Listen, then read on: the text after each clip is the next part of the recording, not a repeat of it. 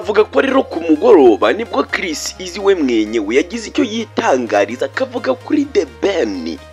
Yavuze ko The Ben ni umwami, ni umubyeyi, ni nyir'ubwatsi w'uruganda rwa showbiz mu gihugu cy'u Rwanda. Nanjye ubusanzwe mfana Bruce Melody.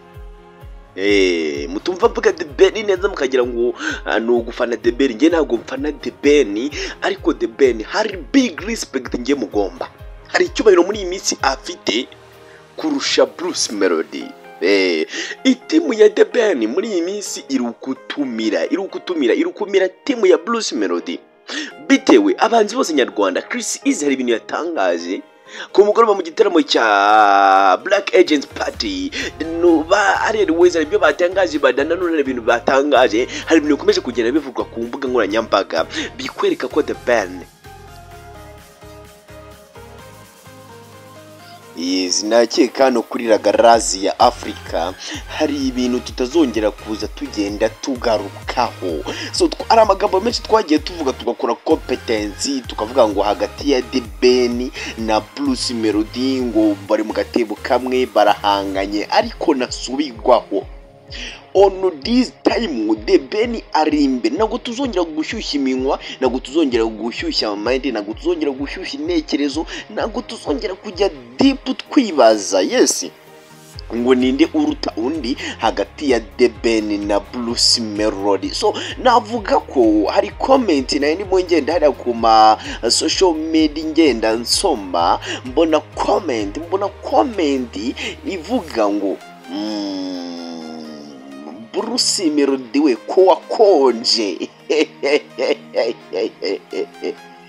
Bino bintu hari ikintu biraza ku designinga mu ruganda rwa showbiz. Ushobora gufata iyo comment ukayifata nk'iyoroshye, ariko hari ikintu biraza ku designinga mu ruganda rwa showbiz. Guturuka ku itariki 15 itangazamakuru twese twicariye kuri The Ben, abafana bicariye kuri The Ben, audience yicariye kuri The Ben, aba diaspora bicariye kuri The Ben. Kuri inshuro Bruce Melody ari gukora ibintu bya danje hariya USA, ntabwo tubizi ariko nawe ubwe yarakonje. Nta nubwo akitubwira ikijyambere, nta nubwo akitubwira ikijyambere. Umukanya niho ndebye kuri Instagram ndeba ikintu Bruce Melody ya uploadinze, ikintu yakize kuri Instagram, mbona afite view Amazon, mbona afite comment 11 haciye amasaha 4. Kandi dusanzwe tuzi ko Bruce Melody we niwe muntu ufite aba followers benshi kuri Instagram, ariko ikintu yashyizeho ni cyarengeje comment 11. Noneho undi muntu yagiye hari yarandika muri comment ngo The Ben nagire asubire USA, asubire United States of America kugira ngo Bruce Melody yongere akabe. Mu gihe The Ben we mwenyewe akibereye inaha mu Rwanda, Bruce Melody byamugora kubona ahantu amenera. Ntabwo byoroshye. Yes, no cap, no kabusho, no more TikTok, no listen, no pause. We gonna yata. You are generator, you are promoter, you are riser, you are advancer, you are divisor, you are other thing. You are teacher, you are legichala. Mine muni wanyangezi kaizari. Yino baitara grazi ya Afrika. Ni mushuti wanyu MC Cezari. Yino baitara grazi ya Afrika. Hamwe dura tukagenda tureba ikintu kiru kugenda gitrending. Gusa niwumva wayangezi kayizari mo specially uzumenya ko ngiye kwibanda mu ruganda rwa showbiz muri isi ya entertainment muri rusange.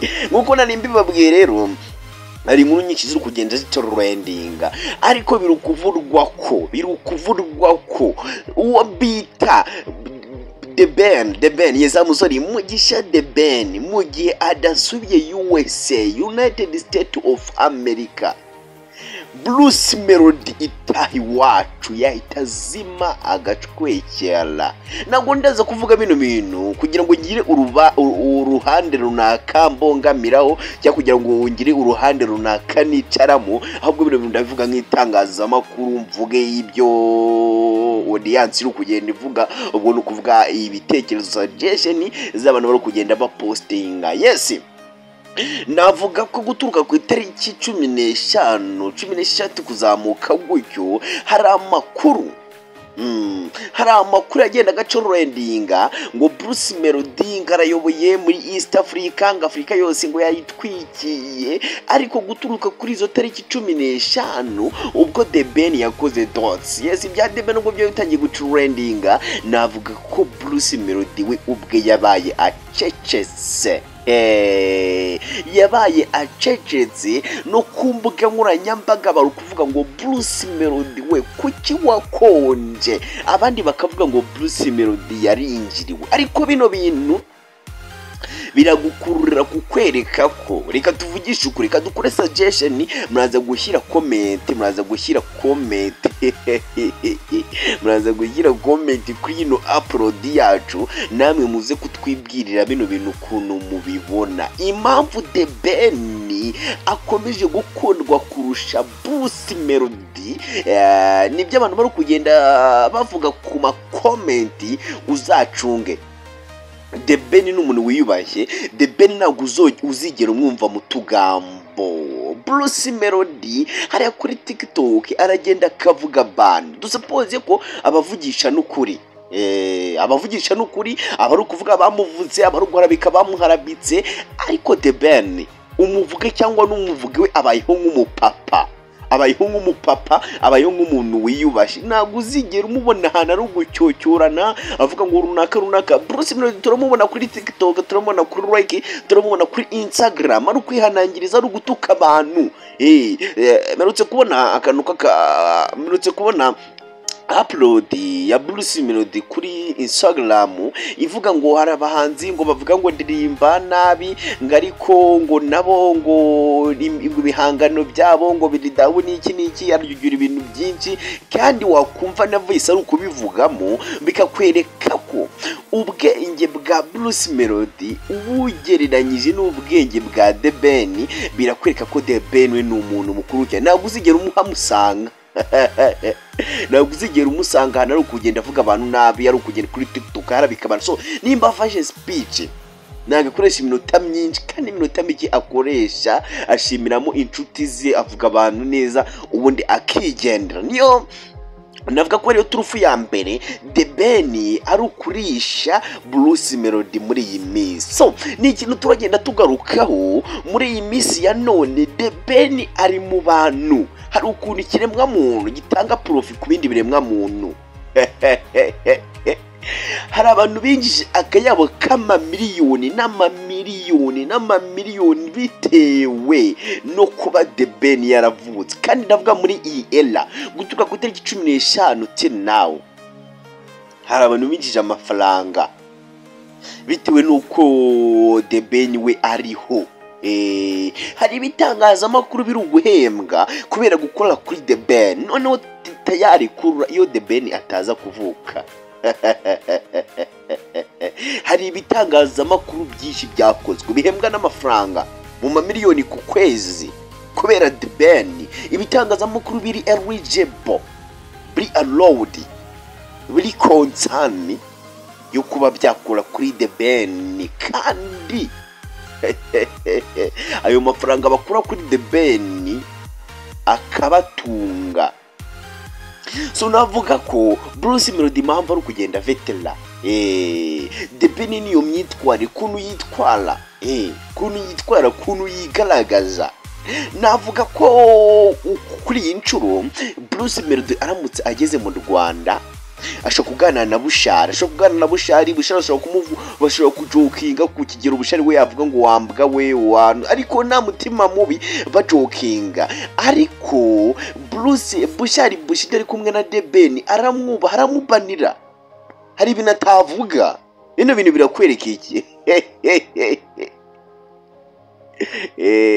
Rikomenti nabonye irukogera ivuga ngo ngo The Ben ni papa w'abahanzi bo mu Rwanda. The Ben buriya niwe yasigiwe umurage na Ngabo Medal, ibintu byiza cyane, yasigiwe umurage na Ngabo Medal. Niko yari ameze Ngabo Medal, ahantu bavuga abahanzi nabi, ahantu bagenda barabika ntabwo ari kwa Musanga. Yari yubakwe, ntabwo yacyocyoranaga. Kuri inshuro Bruce Melody na Papa cyangwa bashobora gucyocyorana bakavugana amagambo bagaharabikana, ariko ugasanga na rundi rwango rurimo wenda ari ukujokinga. Papa cyangwa yageze kuri The Ben aramubanira, ahasiga big respect. Twabibonye ku munsi w'ejo, navuga ko twabibonye ku munsi w'ejo muri biriya bitaramo. Ni ku munsi w'ejo muri biriya bitaramo bya Black Against Party, ibitaramo by'amambaye by'umukara. The Ben akinjira mu bitaramo ari kumwe na Pamela, Chris Eazy niwe wabaye uwa mbere, aragenda aramusuhuza, kuramo ingofero aramusuhuza mu byubahiro, aramubanira.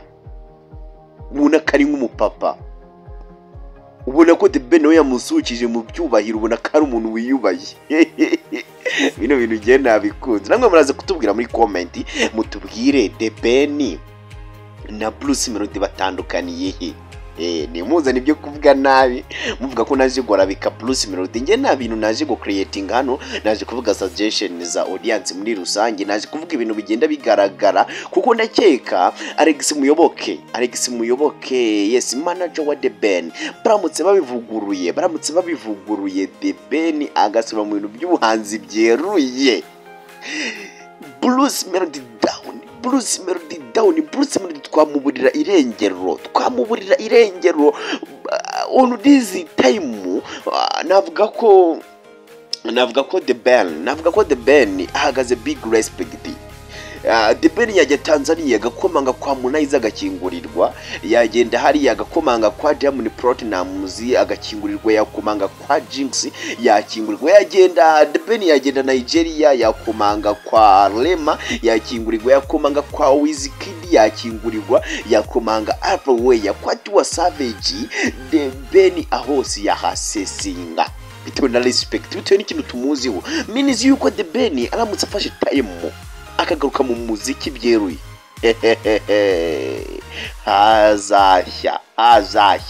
hazashya kuko Bruce Melody ubwe yatabara. Bruce Melody impamvu muri ya minsi n'undi yarameze nk'uwadomenye nuko The Ben n'undi yari ibiri hariya USA nabi na gukora, ariko on this time The Ben ari kugira ahantu habereye ibirori ku mugoroba muri Kigali, muri bira bitaramo bya Black Against Party. The Ben acyajya no wese aba inero, abantu bose bagiye go bare abakobwa birebera The Ben, ubona ko ari wagira ngo ni umuntu wakoresheje ikirori. Minizi yuko The Ben ni imboneka rimwe, n'umuntu ufite big respect. Ariko nanone The Ben akaba atandukanye na najya tuvuge mu mande zose.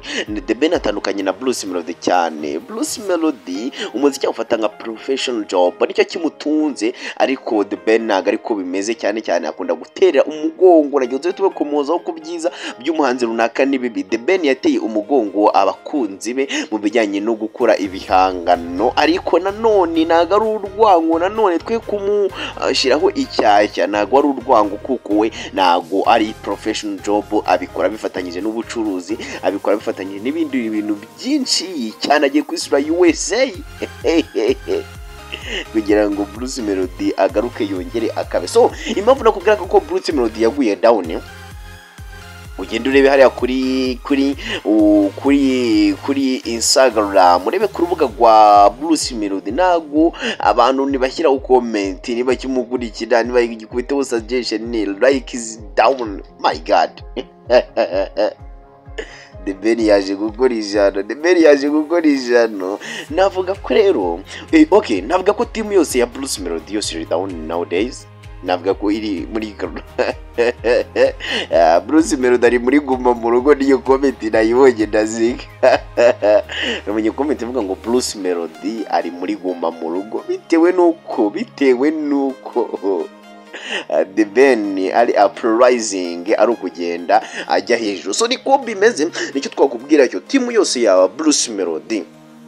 1:55 am iri hasi Coach Gayel manager wa Bruce Melody naheruka kuvuga bahire miti neberuka kuvuga uretse kubabona tubitabiriye bira itaramo byose bakitabana n'ubukwe bwa The Ben n'indi mihango baheruka kuvuga utuka gutera 15 ubwo habaga dotsi The Ben akaganza nta muntu heruka kuvuga ari comment nabonye nanone ivuga ngo buriya The Ben namuza akoze kulabona meti bakagaruka bakaririmba Bruce Melody yatangira kuza afatwa nk'aba Kevin Kade agafatwa nk'aba Karigombe Bruce Melody yaterwa down impamvu Bruce Melody ari gukora cyane nuko ari kubyaza amahirwe ari kubyaza umusaruro amahirwe yo kuba The Ben na Meddy baramusize mu kibwe cyangwa baramuhariye ibintu bya showbiz n'ibintu bya ni time zigona catching let's no right time laser we say